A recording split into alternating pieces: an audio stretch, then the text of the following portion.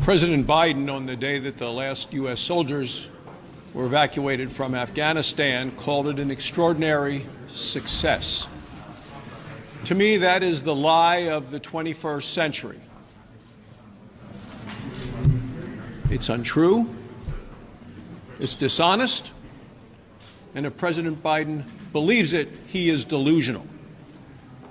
Never again will we be able to say that America never leaves Americans behind, because Joe Biden did just that. And today in the Foreign Relations Committee, Secretary of State Blinken said there are still over 100 Americans trapped behind enemy lines in Afghanistan.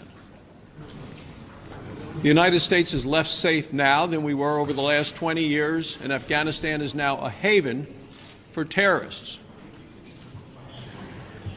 Our enemies are emboldened, our friends are furious, and President Biden wants to wash his hands of this entire thing and get it behind him, in spite of how many people have been left behind to be captured, tortured, and killed.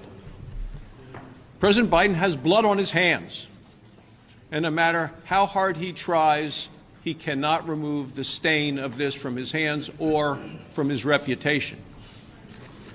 For the last 20 years, we've had soldiers serving and suffering and sacrificing. And today the Taliban has a better set of weapons. They're the best militarily equipped terrorist group in the history of the world. Where do the weapons come from? Well, there are tanks and our MRAPs and our helicopters and our planes and 600 American guns, 600,000 American guns. On just about everything that President Biden said, he's been wrong. He said very little chance or likelihood that the Taliban would take over Afghanistan. He said you'd never see a situation again like we saw in Vietnam with helicopters on the roof of the embassy, but that's exactly what we did see. He said under no circumstances would we, and he said this on national TV, would we let people stay behind, would we leave Americans behind even if we had to keep the troops on the ground longer. This is worse than Benghazi. It's worse than the Iranian hostage crisis. It is worse than Vietnam. It's heartbreaking. The Washington Post had a comment, an editorial, said it was a moral disaster. I think it was a moral disgrace. Of the 13 service members that were killed, one of them, Riley McCollum, was from Wyoming. His wife is pregnant with a child that he would never meet.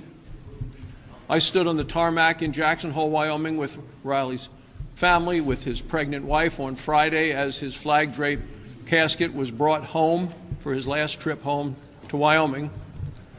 And yesterday, his wife delivered a little baby girl. Now, the American people, through a GoFundMe page, have raised over $1 million for Riley's wife and baby daughter, who will never get a chance to meet him. And today I have a lot more faith in the American people than I certainly do in this disgraced and incompetent president.